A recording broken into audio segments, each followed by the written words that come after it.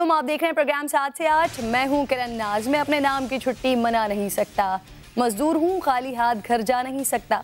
रोजी की तलाश में रोज कमाने वाले अपने घरों से आज भी दूर रहे, अपने नाम से मनाई जाने वाली छुट्टी से महरूम रहे, क्योंकि दिन तो एक गरीब मजदूर का है, लेकिन ठंडे ठार कमरों में छुट्टी का मजा निजी और सरकारी दफातर के अफसरान लेते रहे।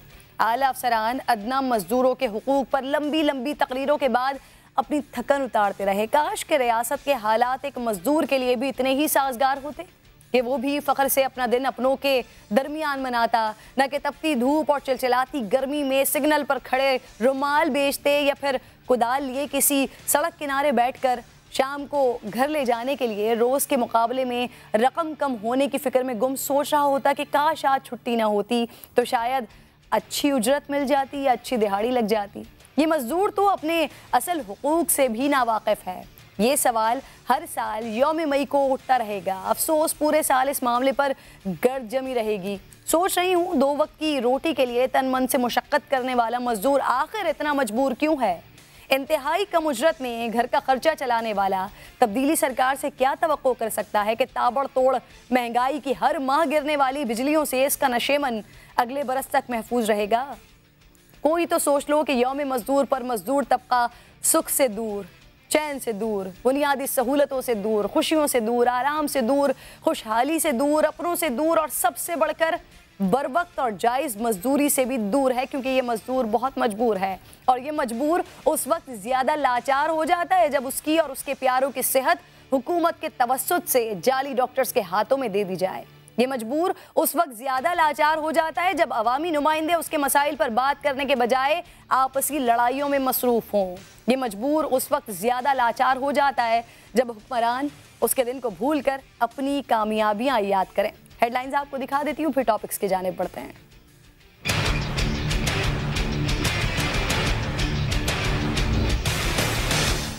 पीटीआई का 23वां यौम तासीस, पार्टी चेयरमैन और वज़ीर आज़म इमरान खान के सियासी मुखालिफिन पर ताबड़तोड़ बाउंसर्स।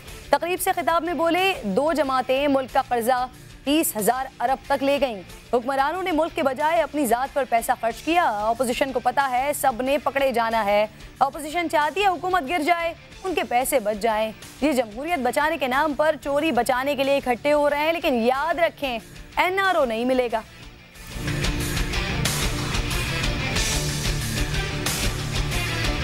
मैं किसी सूरत, मैं आप सबके सामने आज कह रहा हूं, जो मर्जी इन्होंने करना करें, मैं अल्लाह को जवाब दूं, मैं किसी सूरत हम NRO नहीं दे सकते।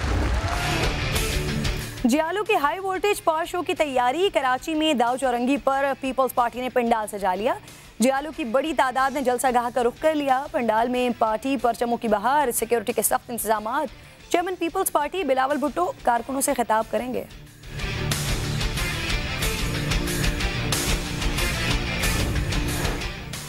लाड़काना में एड्स बेकाबू, लेबॉर्ट्री टेस्ट के बाद मजीद अफराद में वायरस की तस्दीक। एड्स मुतासरीन की तादाद 85 हो गई। 67 बच्चे और 18 मर्दो खवातीन शामिल। गांव सेलरा में सबसे ज्यादा मुतासरीन जानबूझकर एड्स फैलाने वाला मुलजिम सरकारी डॉक्टर निकला। DIG लाड़काना ने तहकीकात के लिए JIT तश्कील दे दी। महकमा सेहत का लाड़काना में एड्स से बचाव मुहिम चलाने का फैसला। शिकारपुर के 2 बच्चों में भी HIV वायरस की तस्दीक।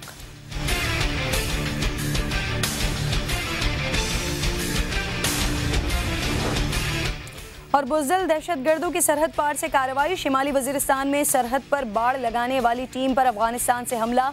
60 से 70 दहशतगर्दों ने अलवाड़ा के मकाम पर हमला किया। दहशतगर्दों की फायरिंग से 3 जवान शहीद हो गए, 7 जख्मी हो गए।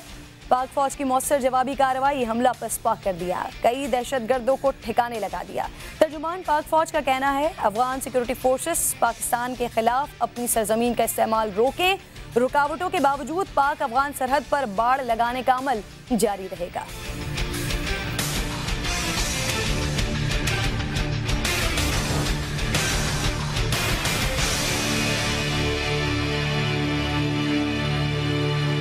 सूबा सिंध तिब्बी मसाइल को लेकर इस वक्त गढ़ बना हुआ है। बच्चों में एड्स जैसे मोहलिक मरज की जिसका कोई इलाज अब तक दरियाफ्त नहीं हो सका है। 1100 प्लस टोटल स्क्रीनिंग की है, जिसमें से 40 प्लस हमें पॉजिटिव कंफर्म हुआ है। एक ही सिरिंज बच्चों को लग रही थी। अगर हिस्सा होता सिरिंज दूसरी निकल जो डीसी साहब वहाँ पे क्लिनिक सीट करते उसने कुछ सीट नहीं की, वो 2 घंटे तक मेरी क्लिनिक में बैठे रहे। उस बच्चे को लगाता था, फिर थोड़ी देर के बाद दूसरे बच्चे को वही लगाता था। 7 महीने हो गए HIV है मुझे। हुकूमत आपसे मैं कहती हूँ कि सेहत के महकमे में खुदारा कुछ करें। एक तो बीमारियों का गढ़ यहाँ पर बना हुआ है।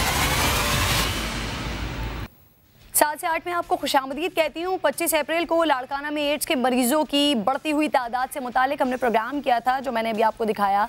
इस अहम इशू की जानिब हुकूमत की तवज्जो दिलाई थी और आखिरकार सिंध हुकूमत को ख्याल आ ही गया। लेकिन इस गफलत का नुकसान बच्चों समेत कई अफराद को उठाना पड़ा है। लाड़काना में एड्स से मुतासरा अफराद की तादाद हॉरेबल हो रही है, इस वक्त 85 हो गई है। तशवीशनाक बात यह है कि मुतासरा अफराद में 67 बच्चे, मासूम बच्चे शामिल हैं। सबसे ज़्यादा मरीज सेलरा गांव हैं, यहाँ के निकले हैं। स्क्रीनिंग के दौरान 5 बच्चों समेत 2 खवातीन में HIV पॉजिटिव पाया गया है। मुतासरा गांव में एक ही ख़ानदान के 5 अफराद पहले ही एड्स में मुब्तला हैं। 300 अफराद की आबादी में से अब तक 12 लोग एड्स के मरज़ में मुब्तला हैं। सिंध हुकूमत इस अहम मसले पर अब जाकर तवज्जो दे रही है। अमली इक़दामात किए जाने की बातें भी हो रही हैं और शायद किए भी जा रहे हैं। शहरियों की स्क्रीनिंग की जा रही है। तहकीकात के लिए JIT तश्कील दे दी गई है। एड्स फैलाने के इल्ज़ाम में गिरफ्तार doctor Muzaffar rural health centre Bangaldero का मेडिकल ऑफिसर निकला है। तहकीकात के लिए DIG लाड़काना ने JIT तश्कील दिया है। गिरफ्तार डॉक्टर पर इल्ज़ाम है कि एक ही सिरिंज से बच्चों और ख़वातीन को इसने इंजेक्शंस लगाए हैं। मुलजिम डॉक्टर खुद भी HIV के आखिरी स्टेज पर है।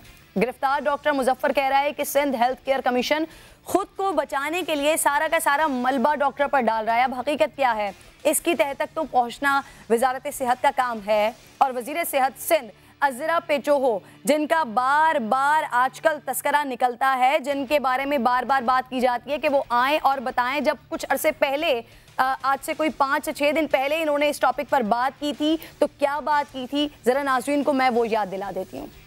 15 लाड़काना में केसेस हुए हैं।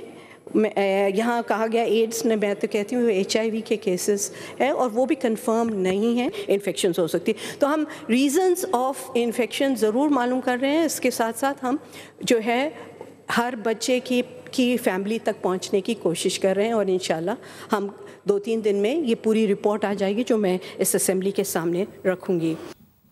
2 और 3 दिन, जैसे कि आप अज़रा पेचोहो साहिबा के 2 से 3 दिन में ये रिपोर्ट आप पेश करेंगे, तो 2 और 3 मिलाकर कुल मिलाकर 5 दिन होते हैं। आज 6ठा दिन हो गया है, लेकिन अब तक कुछ सामने आया नहीं है। तो वज़ीर सेहत ने 26 अप्रैल को सिंध असेंबली में लाड़काना में एड्स से मुतासिर अफराद की बात की थी और कहा था कि ये केसेस कन्फर्म नहीं है, शोर हो रहा है, बात हो रही है इस पर। 15 केसेस आए हैं सामने, लेकिन ये इन्फेक्शन हो सकता है। 2-3 दिन में हतमी रिपोर्ट ये ऐवान में पेश कर देंगी। अब इनकी रिपोर्ट हम तो इंतजार कर रहे हैं, क्योंकि हमने ये इशू उठाया है और हम चाहते हैं कि इसके ऊपर कुछ किया जाए। अगर इतना इन्फेक्शन फैल चुका है, जो आप कह रही हैं इन्फेक्शन है, अगर 85 लोगों के अंदर ये वायरस आ चुका है और तस्दीक भी हो चुकी है, तो अब आगे कुछ ना हो उसके लिए कुछ किया जाए।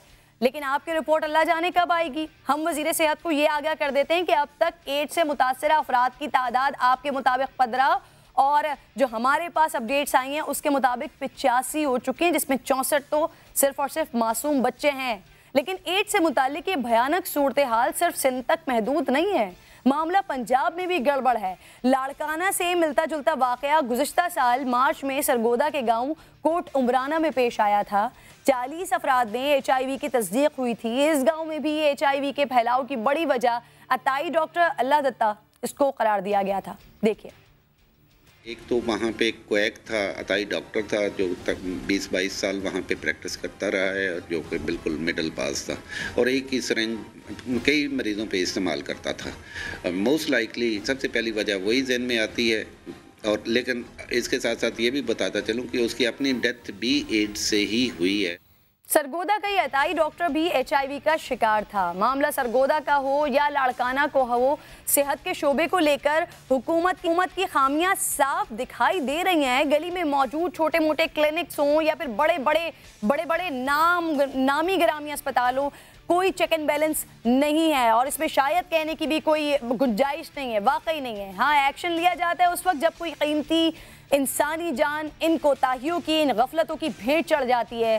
कोई मुतल्लिका इदारा उनसे ये तो पूछे कि लाड़काना के इन 40 बच्चों का कसूर है क्या, जो छोटी सी उम्र में एड्स जैसे मौलिक मरज का शिकार हो गए हैं। बड़ों की गफलत की सजा इन मासूम बच्चों को मिल रही है, जिन्हें शायद ये भी इल्म नहीं है कि ये खतरनाक मरज के शिकंजे में आ गए हैं। देखा जाए तो मुल्क भर में सेहत का शोबा, इसका बहुत बुरा हाल है। हर तरफ से सिर्फ आहूबुका की आवाज़ें आती हैं। उसे खुद इलाज की ज़रूरत है सेहत के शोबे को। लाड़काना के बाद शिकारपुर में भी 2 बच्चों में HIV की तस्दीक हो गई है। एक ही ख़ानदान के 2 बच्चों के टेस्ट पॉजिटिव निकले हैं। सूरत हाल इंतहाई तशवीशनाक हो गई है। इस पर बात करने के लिए सबसे पहले तो मैं नवीद लाड़े के पास चलती हूँ और उनसे मालूम करती हूँ कि खुदा ये तादाद मज़ीद तो नहीं बढ़ी, स्क्रीनिंग हो रही है, टेस्ट वहाँ पर हो रहे हैं। और जैसा कि अजरा पेचोहो साहिबा फरमा रही थी कि ये कंफर्म नहीं है अभी कि ये HIV है, कोई और भी ये इन्फेक्शन हो सकता है। तो लेकिन अब जो रिपोर्ट्स आ रही हैं, जो स्क्रीनिंग हो रही है, जो JIT वहाँ पर मौजूद है, वो क्या बता रही है? कितने केसेस नवीद सामने आ चुके हैं अब तक? किरण, बिल्कुल ये जिला लाड़काना जो बिलावल भुट्टो जरदारी का हल्का है और पीपल्स पार्टी का गढ़ माना जाता है, उनमें तेजी से ये जो HIV का मर्ज है, जो खतरनाक मर्ज है, वो तेजी से बढ़ता जा रहा है। आज दोपहर तक जो HIV एड्स कंट्रोल प्रोग्राम की जानिब से 64 की फिगर बताई गई और 3 घंटे के बाद, यानी जो स्क्रीनिंग 3 घंटे में की गई, उसके बाद 85 यानी 85 की फिगर अभी तक बताई गई है। ये ऑफिशियली तस्दीक की गई है सरकारी तौर पर कि 85 जो है वो पेशेंट HIV वायरस में जो है वो मुब्तला है। उसमें अक्सर तौर पर जो है वो मासूम बच्चे हैं जिनकी उम्र 4 से 8 साल या 12 साल 10 साल के जो है वो दरमियान है। तो ये अलार्मिंग सूरत हाल है लाड़काना के हवाले से।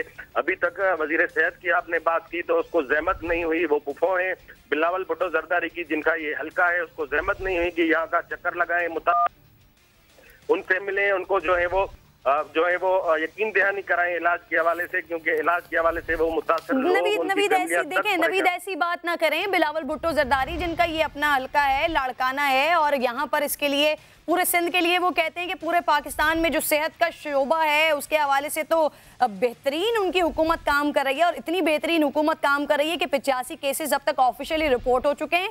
अजरा पेचोहो साहिबा असेंबली के फ्लोर पर खड़े होकर फरमाती हैं कि 15 केसेस हैं और उनकी भी अभी तस्दीक नहीं हुई है, कंफर्मेशन बाकी है। और उसके बाद आप कह रहे हैं कि तौफीक नहीं हुई कि वहाँ पर आएँ।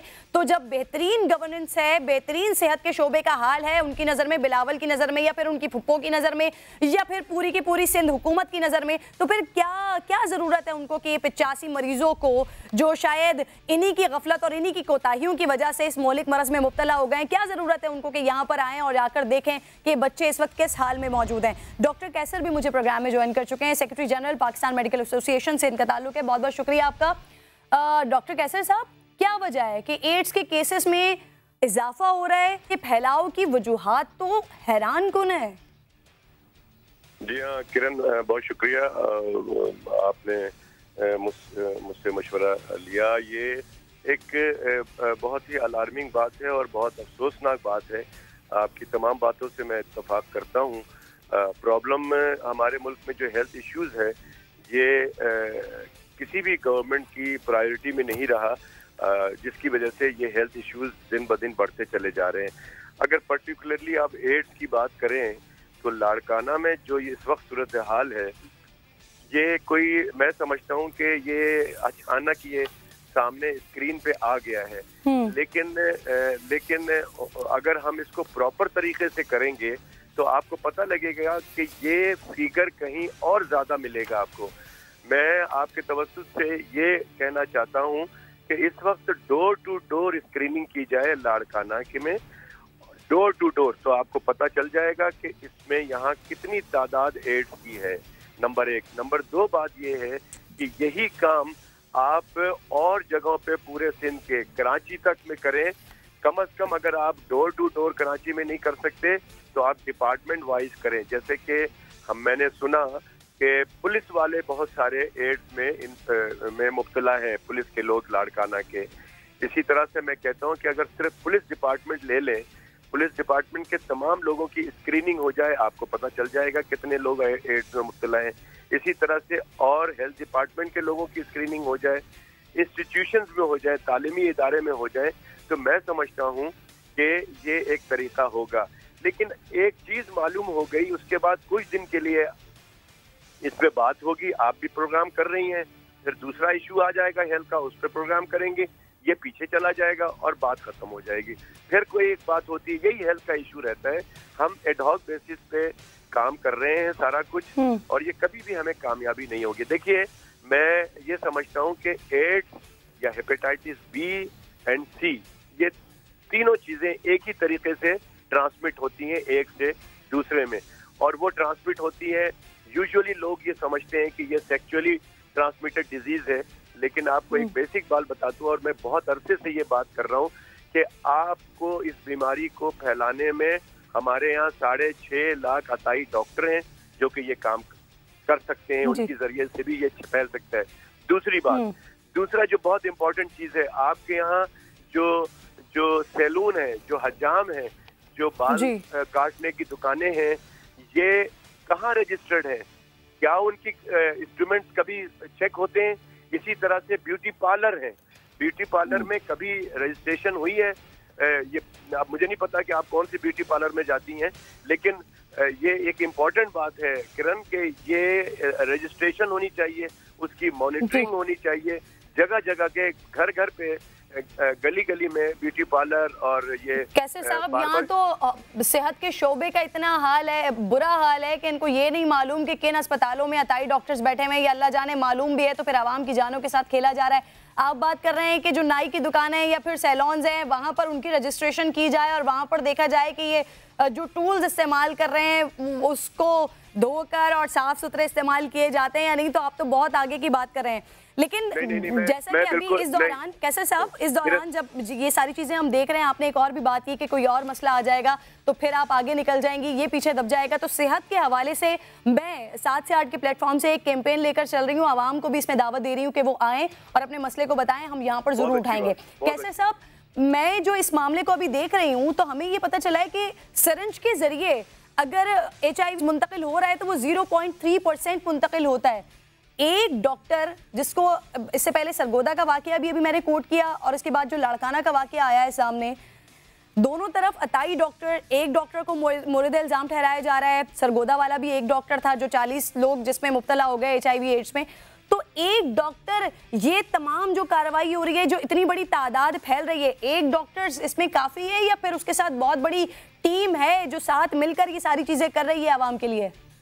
देखिए, ये तो मैं नहीं कह सकता कि कोई मिल के और ये कोई प्लानिंग करके कोई कर रहा हो, मुझे इस बारे में मैं कुछ नहीं कह सकता कि मैं नहीं समझता कि इस तरह से कोई मिल के और पूरे माशरे को। चलिए, कोई मिल के ना करे, एक डॉक्टर कर सकता है इतनी बड़ी तादाद में? आप कह रहे हैं कि अगर स्क्रीनिंग कर ली जाए तो बहुत आदाद शुमार बहुत आगे जाएंगे।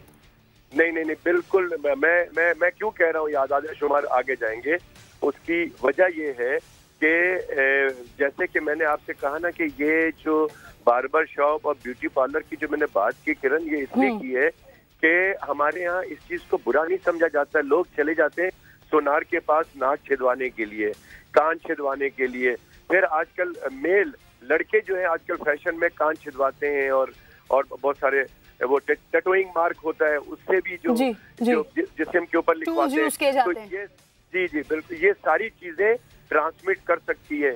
इसी तरह लोग जो हजाम के अपने बार्बर शॉप पे जाते हैं, वो ब्लेड चेंज करते हैं कि नहीं करते हैं, ये सारी बहुत इंपॉर्टेंट चीजें हैं जिसको देखने की जरूरत है। मैंने कहा ना कि एक चीज तो है ये सिरिंज से ट्रांसफर हो रहा है, ब्लड से ब्लड, फिर हमारे यहाँ जो ब्लड ट्रांसफ्यूजन किया जाता है उसकी प्रॉपर स्क्रीनिंग होती है कि नहीं होती है। डॉक्टर हजरात कह देते हैं कि जाएं आप, इसको 2 बोतल खून लगेगा, उसका इंतजाम करें। वो आदमी कहाँ से खून ला रहा है, वो स्क्रीन वाला खून है कि नहीं है, उससे भी एड्स फैल सकता है, हेपेटाइटिस बी हो सकता है। डॉक्टर कैसर सज्जाद साहब, बहुत जो आप बता रहे हैं सिचुएशन इंतहाई खतरनाक है, तो वो चाहे सिंध हुकूमत हो चाहे पंजाब हुकूमत हो, सेहत के मामले पर जितना बुरा हाल है हमारा, तो जितनी भी तमाम बातें डॉक्टर कैसर सज्जाद साहब ने बताई हैं कि आप अपने आप को कैसे कैसे इन बीमारियों से बचा सकते हैं, तो शायद हमें खुद ही कुछ करना पड़ेगा, क्योंकि इन हुक्मरानों से तो कोई तवक्को नहीं रखी जा सकती, खासतौर पर सेहत के मामले पर। बहुत बहुत शुक्रिया कैसर साहब, आप साथ प्रोग्राम में। सिंध एड्स कंट्रोल प्रोग्राम के इंचार्ज डॉक्टर सिकंदर मेमन ने सिंध भर में 10,500 अफराद में एड्स वायरस का इंकशाफ किया है। कह रहे हैं वायरस हर जिले में मौजूद है, जबकि मरीजों की तादाद कराची में और लाड़काना में है।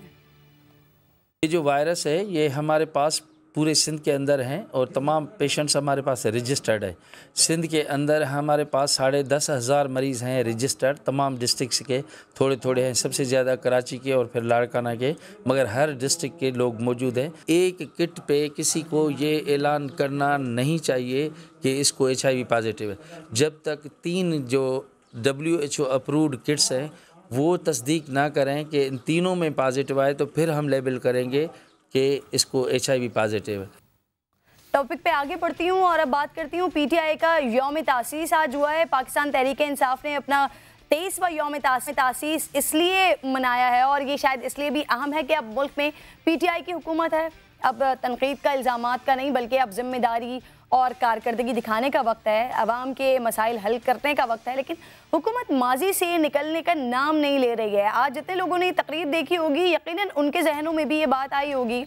वज़ीर आज़म और जब वो बात कर रहे थे इस तकरीब में तो वो पार्टी चेयरमैन की हैसियत से बात कर रहे थे। तो इमरान खान ने भी यौम तासीस की तकरीब में जब खिताब किया है तो खिताब में माजी की हुकूमतों को हदफ तनकीद बनाया और बताया कि उन्हें इक़्तिदार किस हाल में मिला है। ये भी बताया है कि महंगाई साबिक़ा हुकूमतों की निस्बत PTI की हुकूमत में कम है। सुनिए। इसमें कोई शक नहीं कि महंगाई है, हम सबको ये एहसास है। इंटरनेशनली तेल की कीमत ऊपर चली गई है। अब हमें कीमतें अगर हम नहीं बढ़ाते तो हमारे कर्जे बढ़ जाते हैं। जब नून लीग आई थी इनको $2.5 अरब का खसारा मिला था, हमें $19 अरब का खसारा मिला। इसका मतलब इनकी वजह से रुपया गिरा है। पंजाब में हमें कहा गया कि जनाब शहबाज शरीफ से ज्यादा कोई जबरदस्त चीफ मिनिस्टर आया नहीं, और इंशाल्लाह ये साबित होगा कि जो हमारा उस्मान बुज़दार से बेहतर कभी पंजाब में चीफ मिनिस्टर नहीं आएगा। ये सारा प्रेशर करते हैं, असेंबली में शोर मचाते हैं, मकसद एक है कि किसी तरह इनको NRO मिल जाए। जो मर्जी इन्होंने करना करें, मैं अल्लाह को जवाब दूं, मैं किसी सूरत NRO नहीं दे सकते। ये जो मुल्क के अंदर एक मुश्किल वक्त है, इंशाल्लाह इससे निकलेंगे और ये मुल्क उसके बाद सारे खित्ते में सबसे तेजी से तरक्की करेगा। पाकिस्तान जिंदाबाद। वज़ीर आज़म इमरान खान ने अपने खिताब में अपोजिशन को भी याद रखा, खासतौर पर बिलावल को बिलावल भुट्टो जरदारी साहब कहकर पुकारा।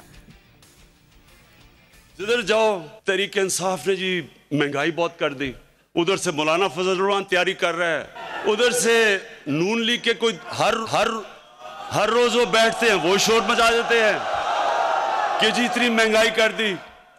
उधर से वो सिंध में बिलावल भुट्टो साहिब गलती हो जाती है कभी कभी। वज़ीर आज़म साहब या फिर PTI के चेयरमैन कह रहे हैं कि गलती हो जाती है, गलतियों का एहसास होना अच्छी बात है। मौजूदा हालात में मुल्क को माशी बहरान का सामना है, महंगाई मुसलसल बढ़ रही है, हुकूमत की जानिब से सख्त फैसलों और वज़रा की तब्दीलियों का सिलसिला भी जारी है। अवाम को कहा जा रहा है कि सब्र करें, अच्छा वक्त आएगा। और अवाम तकरीबन पिछले 9 महीनों से तो इसी बात का इंतज़ार कर रही है और घबराना नहीं है हम इस बात का इंतज़ार कर रहे हैं। लेकिन कब तक नहीं घबराएंगे और कब तक हम इजाज़त मांगेंगे कि अब घबरा लें, तो इजाज़त मांग लेते हैं। उस्मान डार साहब पाकिस्तान तहरीक-ए-इंसाफ से मुझे ज्वाइन कर चुके हैं, बहुत बहुत शुक्रिया उस्मान साहब।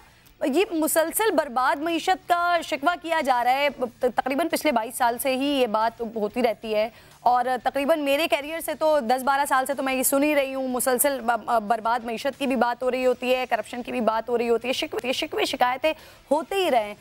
अब शायद शिकवे शिकायतों का वक्त ही गुजर चुका, क्या शिकवे के सहारे ही गुजर जाएगा ये सारा वक्त, या फिर तब्दीली आएगी भी? देखना चाहते हैं हम तब्दीली कब आएगी।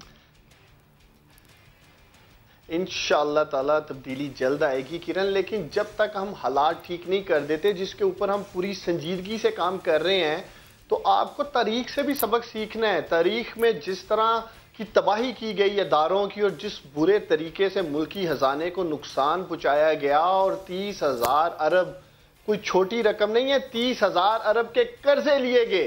मैं किरण आपसे ही पूछता हूँ कि 10 साल पहले पाकिस्तान के टोटल कर्जे 6,000 अरब थे। इन 10 सालों में इन दोनों जमातों ने 24,000 अरब रुपए के जो कर्जे लिए। क्या आम आदमी की जिंदगी में कोई तब्दीली आई है इस मुल्क में? क्या गुर्बत में कमी हुई है ये 24,000 अरब के कर्जे लेके? इन लोगों ने किसी ऐसी मुआशी पॉलिसी पे काम ही नहीं किया कि पिछले कर्जे नीचे किए जाते और मुल्क में खुशहाली आती। आज अगर हमारी हुकूमत है, हमें 30,000 अरब के कर्जों का सामना है, IMF की स्टेटमेंट मौजूद है, अगले 2 साल में इमरान खान की हुकूमत ने $27 बिलियन वापस करने हैं। उस मुल्क का क्या मुस्तकबिल हो सकता है जो रोजाना 6 अरब रुपए का सूद सिर्फ दे रहा हो कर्जों की मद में। तो इसलिए हम बार बार इनको याद दिलाते हैं अपोजिशन वालों को जो महंगाई का चूरन बेचना चाहते हैं। जब गैस का हसारा 152 अरब का होगा, जब 450 अरब एनर्जी का हसारा होगा, आसान अल्फाज में मैं आपसे ही पूछता हूं कि खुदा ना हास्ता अगर ये समा टीवी चैनल हसारे में चल रहा होगा तो मालकान कब तक आपको सैलरी देंगे किरण?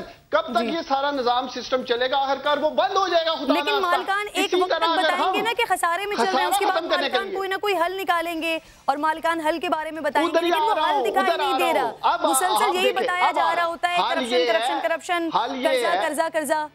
नहीं, देखे हल ये है किरण कि ये जो गैस का हसारा, बिजली का हसारा, पेट्रोल जो कि इंटरनेशनल प्राइसेस बढ़ी हैं, $53 से $77 पे चली गई हैं। हम कोई अपना तेल नहीं इस मुल्क में निकाल रहे कि हम जो खुद साख्ता कोई कीमतें बढ़ाना चाह रहे हैं। तो ये जो बोझ है, जो पुरानी हुकूमत, पिछली हुकूमत की नहली और करप्शन का बोझ है, वो आज किरण आप उठा रही हैं, मैं उठा रहा हूं, इस कैमरे के पीछे खड़ा शख्स उठा रहा है, आम पाकिस्तानी उठा रहे हैं। हम नहीं उठाना है ये सोचकर कि 2 साल की ये जो मुश्किलात हैं, ताकि आने वाली जनरेशन, हमारे बच्चे इन मुश्किलात को ना देखें। इसलिए प्राइम मिनिस्टर ने आपको ये डायरेक्शन दी है। जो हमारी इकोनॉमिक रिफॉर्म्स हैं, पॉलिसीज हैं, उनका इंपैक्ट इंशाल्लाह आएगा, अगले 2 साल में आएगा। जो आप पूछ रही थी उस्मान साहब, आपने कहा कि हम बार बार ये ऑपोजिशन को याद दिला रहे हैं, तो अगर ऑपोजिशन ने ही किया है तो उनको तो पता है, और अवाम आप ही की मार्फत से माशाल्लाह सबको अब इतना ज्यादा पता चल चुका है कि हम इस वक्त कितने कर्जे में हैं और कितना कर्जा अदा करना है, मईशत का कितना बुरा हाल है। लेकिन अब अवाम सुनना चाहती है कि इसका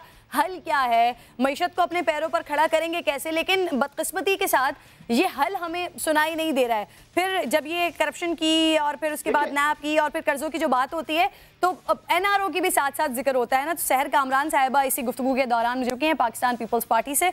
बहुत बहुत शुक्रिया सहर साहिबा, क्योंकि मैंने NRO की बात की तो फिर मैं NRO से ही आपसे बात कर लेती हूँ। इमरान खान साहब आज कह रहे हैं किसी को NRO नहीं मिलेगा। NRO का तस्करा आए दिन सामने आ जाता है, आज भी NRO का तस्करा सामने आ गया। क्या फिर कोई बात हुई है, कोई शोर मचा रहा है या कोई चाह रहा है, या फिर हुकूमत खुद ही कह रही है कि NRO मिलेगा नहीं? भाई बिस्मिल्लाहिर्रहमानिर्रहीम। किरण, मैं ज़रूर आपकी बात का जवाब दूंगी, लेकिन उससे पहले आज अफवाज पाकिस्तान के 3 जवान जो है नॉर्थ वज़ीरिस्तान में अफगानिस्तान से आने वाले दहशतगर्दों का निशाना बने, 7 ज़ख्मी हो गए। तो मैं अपने अफवाज पाकिस्तान के जवानों को सलाम पेश करती हूँ और यकजहती का इजहार करती हूँ कि पाकिस्तानी कौम जो है अफवाज पाकिस्तान के साथ खड़ी है और दहशतगर्दी का मुकाबला जो है करेगी उनके शाना बशाना। अब आपके सवाल की तरफ आ जाएं। मैं ये समझती थी कि 23वें यौम तासीस पे शायद इमरान खान साहब पीछे पलट के देखेंगे और ये सोचेंगे कि जो ओरिजिनली जो फाउंडर मेंबर्स थे PTI के, वो आज उनके साथ क्यों नहीं है। बजाय ये कि आज ऐसा ही अलराग अलापने के कि वो एक ऐसा बयानिया पेश करें कि वो ये कर गया और ये वो कर गए। आपने बिल्कुल बजा फरमाया कि 9 महीने हो गए। पहले ये 100 दिन की बात करते थे, अब 9 महीने हो गए, डिलीवर सिर्फ नाकामी हुई है। ये अभी भी कहते हैं कि उम्मीद बाकी है और घबराना नहीं। तो बात ये है कि किस उम्मीद का इंतजार करें। बाकी रह गया NRO। तो भाई इनसे कौन मांग रहा है NRO? हम तो जा रहे हैं, मुकदमात का सामना कर रहे हैं, रोज एक अदालत में पेश होते हैं। पहले 11 साल साबिक सदर आसिफ अली जरदारी जेल में रहे हैं। लेकिन हुकूमत ने कम से कम आवाम को 100 दिन की या फिर तब्दीली की कोई उम्मीद तो दी है। मुझे वो वक्त भी याद है पाकिस्तान पीपल्स पार्टी की हुकूमत का, जब आवाम के पास तो कोई उम्मीद भी नहीं होती थी। वो तो इंतजार भी नहीं करते थे कि 100 दिन गुजरे या 9 महीने गुजरे या 2 साल गुजरे। किरण, उम्मीद नहीं थी। इन्होंने कहा था चीखें निकालेंगे। बात यह है कि एक झूठा बयानिया, इनका जो पूरा फोकस है वो एक बयानिए पे है कि एक कंटेनर से नीचे नहीं उतरे। ये कहते हैं कि कंटेनर पे खड़े रहे और राग अलापते रहे और लोगों को इसी में घुमाए रखें। रमजान का महीना आ रहा है, हर चीज की कीमतें बढ़ गई हैं, अवाम की वाकई चीखें निकल रही हैं। अभी IMF के जो कर्जों के बाद जो महंगाई आएगी वो अलग है। ये कब तक पिछला करते रहेंगे? तो भाई अगर आपने कोई तैयारी नहीं की, अगर आप 23 साल में ट्रेन अपनी लीडरशिप प्रोड्यूस नहीं कर सके, अगर आज भी आपको मांगे तांगे के वुज़रा लेके गुजारा करना है, अगर आज भी आपके पास जो है वो प्रॉक्सी प्रेसिडेंशियल सिस्टम चलाने की कोशिश कर रहे हैं, अगर आपका जो ओरिजिनली आप कहते थे कि 10 साल तक नो टैक्स, 10 साल तक जो है नो महंगाई, आज आप जीरो अनएम्प्लॉयमेंट। आप तो मैं ही कह रही हूँ कि जब तक आपका यही हाल रहा तो आप जाते जाते, मैं बार बार कह रही हूँ कि जाते जाते इनके जो रवैये नजर आ रहे हैं, ये जो पैसे इन्होंने लिए हैं ना कि घर बनाने के लिए, उसका हिसाब भी नहीं देंगे। ये 50 लाख घर जो है मिसमार कर जाएंगे, ये 1 करोड़ लोग बेरोजगार कर जाएंगे। आज आलमी दिन है मजदूरों का। आप भी देखें कि बहुत से मीडिया हाउसेज हैं जिनके जो है आप देखें कि उनके स्टाफ को सैलरीज पे नहीं हुई। आज आवाम की वाकई चीखें निकल रही हैं। अगर इनको होश के नाखून लेना चाहिए है। ये बात करते हैं कि पता नहीं चाइना से क्या लेकर आए। आपको जो सहूलत, जो सपोर्ट मौजूद थी, आज नजर आ गया। आपको अपनी आंखें खोलनी चाहिए कि आप वो सपोर्ट, वो स्पेस भी लूज कर रहे हैं। आपको ये कहते हैं कि जी मैंने ये चीज जो है गलती से जुबान से निकल गया। भाई आपकी जुबान से तो, स्लिप ऑफ टंग से तो अजीब अजीब बातें निकल रही हैं। आप ईरान जाके कहते हैं कि जी पाकिस्तान से जो है ईरान में दहशतगर्दाना हमले हो रहे हैं। आप चाइना जाके कहते हैं कि आपने जो है वो 5 बिलियन ट्रीज लगा दिए। मैं तो कहूंगी अगर आप खैबर पख्तूनख्वा के तमाम दरिया, पहाड़ और आबादी को रिप्लेस करें तो शायद ये हो सकता है मुमकिन। देखिए इस किस्म की बातें ना, इस तरह के मसले, इस किस्म के शोशे प्राइम मिनिस्टर की सत्ता पर अच्छे नहीं लगते। अगर आप ये समझते हैं कि इनके पास कोई प्लानिंग नहीं थी, अगर इनके पास कोई तैयारी नहीं थी, तो जैसा कि आसिफ अली जरदारी साहब पहले कह चुके हैं, आगाज में ये बात कह चुके हैं कि हम मदद करेंगे, तो अब ऑपोजिशन की तरफ से भी तो गुफ्तगू में कोई ऐसी राय या कोई ऐसा मशवरा दिखाई नहीं देता कि अगर हुकूमत गलत ट्रैक पर है तो उसे बता दिया जाए, उसे समझा दिया जाए कि आप ये ट्रैक छोड़कर ये ट्रैक इस्तेमाल कर लें तो ये मुल्क की और आवाम की फलाह और बहबूद के लिए होगा। लेकिन आप लोगों की जानिब से भी तो ये नहीं आता। तनकीद बराए तनकीद ही हो रही होती है। अगर वहां से तनकीद होती है तो फिर आपकी तरफ से भी तनकीद होती है। आपका ही सवाल मैं उस्मान साहब से पूछ लेती हूँ। उस्मान साहब, इसका जवाब देना चाहूंगी, इसका जवाब देना चाहूंगी मैं। आपने बहुत अहम बात की है किरण, मैं इसका जवाब देना चाहूंगी। देखिए बात यह है, आपने अभी बिल्कुल अहम बात की है। पीपल्स पार्टी ने, जब इंडिया ने एस्केलेशन की, पीपल्स पार्टी तमाम इख्तलाफात भुलाकर पार्लियामेंट में खड़ी थी। पीपल्स पार्टी इनको कहती है कि आप पार्लियामेंट में आए, हम आपके साथ खड़े हैं। मसला ये कि जब इनको ये बोले कि आप मुल्क के मसाइल के लिए हम आपके साथ हैं, तो ये कहते हैं ढील मांग रहे हैं, ढील मांग रहे हैं। भाई आप किसी फ्रेम ऑफ माइंड में तो आए, आप सोचें तो सही मुल्क को चैलेंजेस क्या दरपेश है। आप कोशिश करते हैं कि इस मामले पर यकजा हो, एक पेज पर हो, बात करें, और उसके बाद आपके पार्टी चेयरमैन बाहर आते हैं और वो फिर सरहद पार का बयानिया पेश कर देते हैं। आपको तो खुद भी याद होगा कि उन्होंने क्या बात की थी, कि क्या छुपाया जा रहा है कि इंडिया आ जाएगा और हमला कर देगा एंड ब्ला ब्ला ब्ला। खैर, मैं जो पहला सवाल मैं कर रही थी वो लेके जाती हूँ मैं उस्मान डार साहब की जानिब। उस्मान साहब, माशी बहरान, महंगाई से आवाम परेशान है, बल्दियाती इंतखाबात के नताइज को लेकर पीटीआई कितनी पुरुम्मीद है? क्योंकि अगर जो इस वक्त हुकूमत को लेकर मामला चल रहे हैं उस पर तो अपोजिशन आप पर तनकीद ये कर रही है कि आप लोगों की तैयारी नहीं थी, पिछले 23 साल से तैयारी नहीं थी। बल्दियाती इंतखाबात के लिए कुछ तैयारी है? देखिए आपके सवाल का जवाब देने से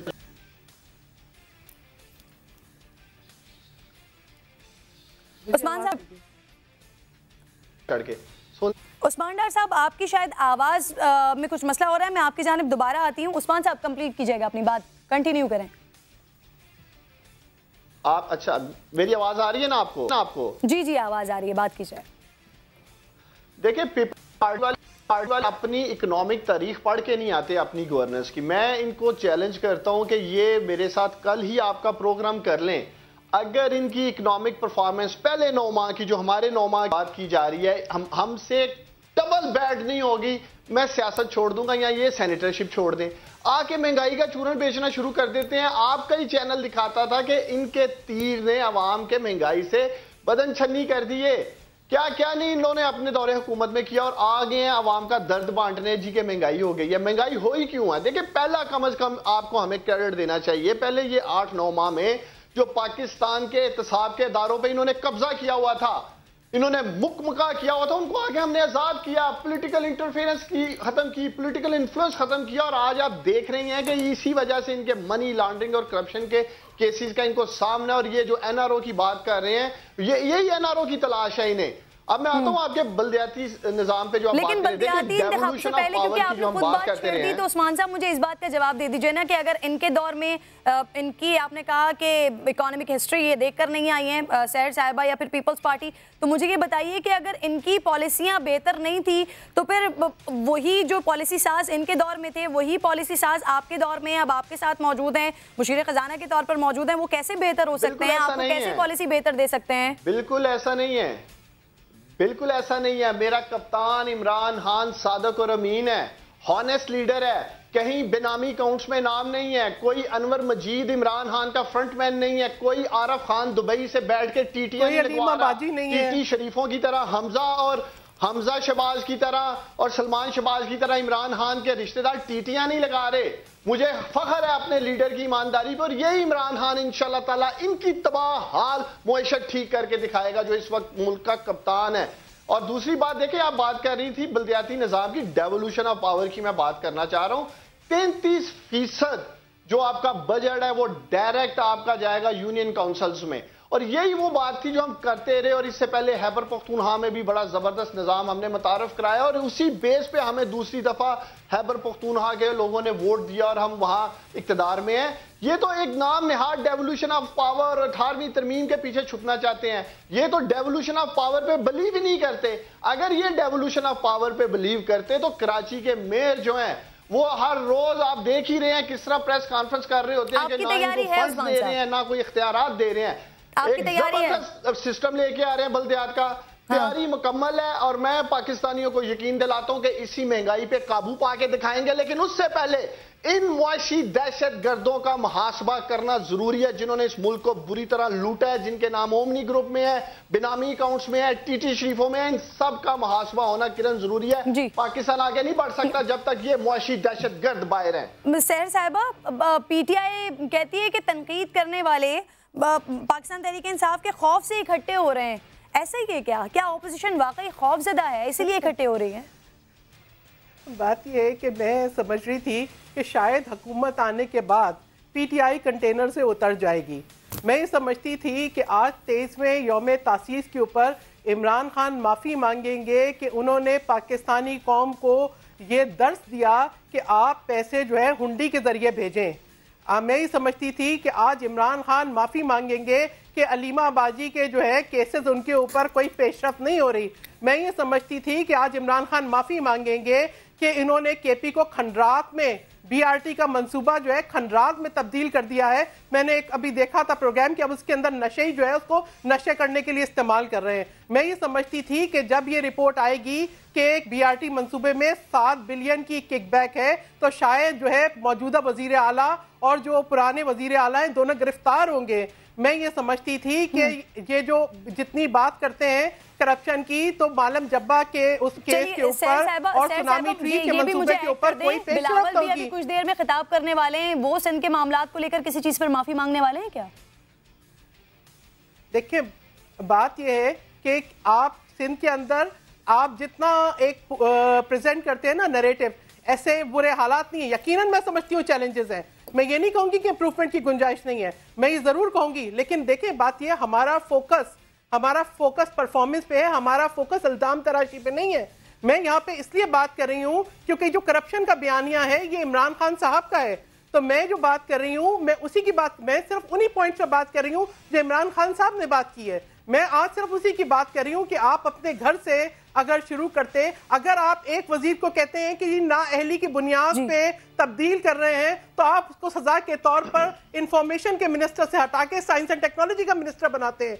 अगर आप एक मिनिस्टर के ऊपर कार्रवाई करते हैं कि उसने अवाम पे जुल्म किया तो आप उसको उठा के दोबारा वजीर बनाते हैं। अगर यही आपका तरीका, हमने नहीं कहा कि आप अंडर ट्रेनिंग है, आपके वजीर आला ने खुद कहा कि जी मैं अंडर ट्रेनिंग हूँ। देखिए अगर ये आपने टीम बनाई है, अगर ये आपकी कारकर्दगी है तो देखिए आप पाकिस्तान के वजीर आज़म हैं। यहाँ पर तब्दीली अगर हो रही है, लेकिन यहाँ पर मैंने सिंध में कभी ये नहीं देखा कि किसी को किसी की बुरी परफॉर्मेंस की वजह से हटा ही दिया जाए। अब आपने अगर परफॉर्मेंस की बात की है कि अगर इल्जाम तराशियां नहीं होती हम परफॉर्म करते हैं, फिर बिलावल खुद भी ये कहते हैं कि सेहत के मामले में सिंध सबसे बेहतरीन सबसे बेस्ट सूबा है। तो अभी ताज़ा का जो मामला चल रहा है मैं उसी का आपको हवाला दे देती हूँ, कितनी बेहतरीन परफॉर्मेंस है। लाड़काना की सूरत हाल प्रोग्राम के पहले सेगमेंट में मैंने उसी की बात की है। 85 अफराद हैं एड्स का शिकार हैं। वज़ीर सेहत साहिबा इस इशू को उठाने के 2 दिन के बाद मंजर आम पर आती हैं, कहती है 15 अफराद में ये सामने आ रहा है वायरस और उसकी भी अभी तस्दीक नहीं हुई है। ये काम कर रही है हुकूमत के 85 अफराद में अभी है, स्क्रीनिंग के बाद पता चला है मजीद पता नहीं कितने केसेस होंगे। लाड़काना बात यह है कि किरण अगर एक केस भी है तो हमें तशवीश है, इन्वेस्टिगेशन हो रही है। देखिए, हम खुद देखना चाहते हैं कि सिंध के अवाम जो है इस किस्म के तमाम डिजीज़ से निजात हासिल करें। अगर लेकिन इसका कहने का ये मतलब है कि NICVD बेहतरीन मुफ्त इलाज की सहूलत नहीं दे रहे तमाम पाकिस्तान के शहरियों को, तो गलत होगा। अगर ये कहना जो है कि अगर NICVD इस वक्त जो है सूबा सिंध के तमाम बड़े शहरों में तो वो मुफ्त सहूलत नहीं दे रहे, तो वो गलत होगा। अगर ये कहना कि सिंध ने जो है लेजर टेक्नोलॉजी नहीं इंट्रोड्यूस करवाई और बेहतरीन इलाज की सहूलतें नहीं मुतारिफ कराई, तो फिर मैं कहूंगी कि गलत होगा। आप सक्कर का NICVD देख लें, आप लड़काना का देख लीजिए। कोई भी एक महकमे के लिए कोई भी एक बड़ा डिपार्टमेंट या कोई भी एक बड़ा अस्पताल अगर मौजूदा हुकूमत बना देती है और फिर भी मसाइल वही रहते हैं, तो यही क्रेडिट जो आप इस वक्त मांग रही हैं सिंध के लिए, यही क्रेडिट आप हुकूमत को देंगी? देखिए, बात यह है कि हम तो ये कह रहे हैं, आप ये सोचें कि बिलावल भुट्टो जरदारी का पूरा फोकस है वो इसके ऊपर खुद रिपोर्ट्स ले रहे हैं, और हम ये देख रहे हैं कि जहां पे कोताही हुई है, अगर किसी डॉक्टर ने अपनी किसी मेंटल उसकी बीमारी है और उसने ये हरकत की है, तो आप देखेंगे कि कार्रवाई भी होगी। मैं ये नहीं कह रही, मैंने आपको कहा कि कार्रवाई होगी। उस्मान साहब, मैं ये नहीं कह रही जवाब और बहुत शॉर्ट जवाब आपसे लेना चाहती हूँ। तब्दीलियां अभी बाकी हैं, नजर आ रही है, बस जितनी होनी थी हो गई हैं? देखिए, इंशाल्लाह ताला आपको इस मुल्क के सिस्टम में तब्दीलियां नजर आएंगी। बिलावल भुट्टो क्या तकरीर करने जा रहे हैं, मैं अभी आपको बता देता हूं। वो पाकिस्तान के अदारों को मलाइन करेंगे। ये इन दोनों जमातों का मुकमका है किरण। पहले इन्होंने आपस में करप्शन पे बारियां लगा रखी थी, अब इन्होंने पाकिस्तान के अदारों को मलाइन करने पे, अब बिलखसूस हमारी अजीम पाक फौज को मलाइन करने पे इन्होंने बारियां लगा रखी हैं। कौम सब जानती है, ये जितना मर्जी वावेला कर ले, सिंध की डेवलपमेंट का सारा बजट ओमनी ग्रुप और बेनामी अकाउंट्स की नजर हो गया है। ये क्यों नहीं बताते कि अनवर मजीद जो जरदारी साहब का लाडला है, सारा पैसा तो वो UAE, दुबई और सरे महल और पता नहीं कहां इन लोगों ने इन्वेस्ट कर दिया। इसीलिए सिंध के ये हालात हैं। काश इनको फिक्र हो कि सिंध के लोगों ने मुराद अली शाह को इसलिए जो नहीं भी बताया जा रहा वो भी फिर खुल के सामने आ जाएगा। मनी लॉन्ड्रिंग का आके तहफ़्फ़ुज़ करें, ठीक है, वो भी सारी चीजें खुल के सामने आ जाएंगी। उस्मान डार साहब, बहुत बहुत शुक्रिया, आप साथ मौजूद थे। सहर कामरान साहिबा, पाकिस्तान पीपल्स पार्टी सिचुएशन को, सूरत हाल को देखते हुए इस वक्त क्या मौक़िफ़ इख्तियार किए हुए आप इस टॉपिक पर मुझसे बात कर रही थी। बहुत बहुत शुक्रिया आप दोनों का। ब्रेक का वक्त हो गया, ब्रेक के बाद वापस आएंगे, दीगर टॉपिक्स की जानिब बढ़ेंगे।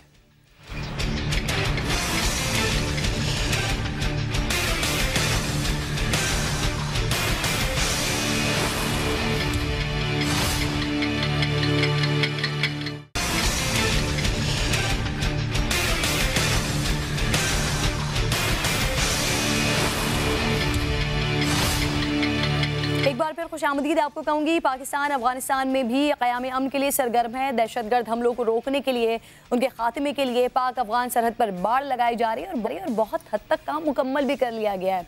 लेकिन मुल्क दुश्मनों को ये किसी सूरत यकीनन बर्दाश्त नहीं हो रहा। आज भी दहशतगर्दों ने अमन कोशिशों को हदफ बनाया है। ISPR के मुताबिक शिमाली वजीरिस्तान में सरहद पर बाड़ लगाने वाली टीम पर अफगानिस्तान से हमला किया गया है। दहशतगर्दों की फायरिंग से हमारे 3 फौजी शहीद और 7 जख्मी हुए हैं। पाक फौज की जानिब से जवाबी कार्रवाई की गई है। दहशतगर्द हलाक हुए हैं, जख्मी भी हुए हैं। ISPR ने मजीद बताया है कि रुकावटों के बावजूद पाक अफगान सरहद पर बाड़ लगाने का अमल जारी रहेगा, मुकम्मल यकीनन होगा। इस इशू पर बात करने के लिए इस वक्त मुझे हारिस नवाज साहब प्रोग्राम में जुड़े हैं। बहुत बहुत शुक्रिया हारिस साहब आपका। पाक अफगान सरहद महफूज बनाने के लिए बाड़ लगाई जा रही है। अफगानिस्तान की जानिब से आए दिन दहशतगर्द हमले कर रहे हैं। क्या अफगान हुकूमत बिल्कुल बेबस है हारिस साहब? देखें, बेसिकली बात यह है कि पाकिस्तान जो फेंसिंग कर रहा है और अभी 1000 किलोमीटर लगा भी ली है, मकसद ही यही है कि दोनों तरफ से कोई भी दहशतगर्द एक दूसरे के मुल्क में ना जा सके। और अगर अफगानिस्तान ये चाहता है कि पाकिस्तान में और अफगानिस्तान में अमन हो, तो उनको इस प्रोसेस में आसानियाँ पैदा करनी चाहिए, मदद करनी चाहिए, बजाय इसके कि उधर से लोग आएँ, आके अटैक करें, पोस्टों पर अटैक करें और उसके बाद हमारे लोगों का नुकसान करें, जिससे प्रोसेस डिले होगा। मकसद ये है कि इंडियंस रॉ और NDS का nexus is known to everyone. और जाहिर है कि वहाँ पर अमेरिकन देखें, अफगानिस्तान की गवर्नमेंट को कौन कंट्रोल कर रहा है? They are totally remotely controlled by Americans. तो अगर अमेरिकन चाहते हैं कि इस एरिया में अमन हो, तो ज़ाहिर अमेरिकन को चाहिए कि अफगान गवर्नमेंट को पुश करें कि पाकिस्तान को सपोर्ट करें, पाकिस्तान की मदद करें और ये फेंसिंग कंप्लीट हो जाए। फेंसिंग के साथ साथ हमने हर 300 मीटर के बाद एक किला भी बना रहे हैं, पोस्टर भी बना रहे हैं, सेंसर भी लगा दिए हैं। कोई भी क्रॉस करे तो हमें फ़ौरन पता चल जाए, क्योंकि ये पोरस बॉर्डर है। पहले बहुत क्रॉसिंग होती थी, अब कितना हमने कंट्रोल कर लिया है। इसका मतलब ये है कि अफ़गान गवर्नमेंट नहीं चाहती कि पाकिस्तान अफ़गानिस्तान में अमन हो।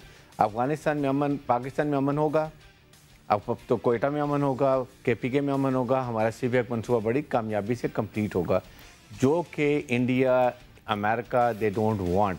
ये इशू है क्योंकि हम एक इस्लामिक मुल्क हैं, हम एक न्यूक्लियर मुल्क हैं, और अगर हम इकनॉमिक तरक्की करते हैं तो हम अपने मुल्की मफादात में फ़ैसला करेंगे, हम IMF वर्ल्ड बैंक के चुंगल से आज़ाद हो जाएंगे। ये इशूज़ हैं जिसकी वजह से हमें प्रॉब्लम की जाती हैं कि पाकिस्तान इकनॉमिकली स्ट्रेंगुलेट रहे और हम IMF वर्ल्ड बैंक की तरफ देखते रहें। इसलिए पाकिस्तान गवर्नमेंट को बहुत सख्ती से अमेरिकन से बात करनी चाहिए, अफगान गवर्नमेंट से बात करनी चाहिए कि ये फेंसिंग को कंप्लीट करने की मदद करें। बल्कि अब तो पाकिस्तान ईरान बॉर्डर का फेंसिंग कर रहा था कि वहाँ भी कोई क्रॉस बॉर्डर टेररिज्म ना हो सके। तो आई थिंक इस लिहाज से बहुत अहम है। और ये हमने अभी भी जो इन्होंने ऑपरेशन किया, अभी ऑपरेशन ने दोबारा शुरू कर दिया, थोड़ी सी पॉकेट रह गई थी, वो भी एक हफ्ते में क्लियर हो जाएगी, फिर यहाँ दहशतगर्दी बिल्कुल ख़त्म हो जाएगी। अच्छा हारिस साहब, एक तरफ पाकिस्तान अमन की ख्वाहिश रखता है, हर तरफ से कोशिश की जा रही है, बार बार हम दुश्मनों को पैगाम दिया जा रहा है कि हम अमन चाहते हैं, मुज़ाकरात की टेबल पर लाना चाहते हैं, और दूसरी तरफ जो हम दुश्मन हैं या जो सरहद पार दुश्मन बैठे हुए हैं उनको ऐसी कारी ज़रबे भी लगा रहा है। अब आप देखिए ताज़ा वाक़या जो ये महाराष्ट्र का हुआ, इसमें आप कितना बड़ा क्रेडिट पाकिस्तानी हुकूमत को और पाक फ़ौज को देंगे कि इससे पहले कभी भी कोई वाक़यात होते हैं इंडिया में, वो वाक़ई का, वो मकाम का तयन नहीं हो पाता है कि ये हुआ कहाँ पर है, और अगले 10-15 सेकंड्स के अंदर ही उनको कोई खलाई मखलूक आके ये बता देती है कि ये पाकिस्तान की जानिब से किया गया है। लेकिन इस बार का आप अटैक देखिए कि अपने जो मुल्क के अंदर जो उनके गद्दार मौजूद हैं या उनके अपने जो दुश्मन मौजूद हैं, माओ बागियों के हवाले से खुद बात की है उन्होंने। देखें, ये तो इंडिया में हर एक को पता है, इंडिया में 22 स्टेट्स में एंड-स्लेट मूवमेंट्स और मॉब मूवमेंट्स चल रही हैं और आए दिन इनके फौजी मारे जाते हैं और इतना इनका नुकसान करते हैं, अक्सर ये खबर भी नहीं आने देते हैं। और उधर पुलवामा में होता है तो वो 1 मिनट में पाकिस्तान को ब्लेम कर देते हैं, पाकिस्तान गवर्नमेंट को कर देते हैं। और अब सबसे बड़ी खिफत ये उठानी पड़ी कि अब यूनाइटेड नेशन में खुद उन्होंने ये एक्सेप्ट कर लिया है कि इसमें मौलाना अजहर जो हैं वो इस इंसिडेंट में इन्वॉल्व नहीं थे, जबकि शुरू में इन्होंने तमाम मौलाना अजहर मसूद के ऊपर चीज़ें डाल दी थी।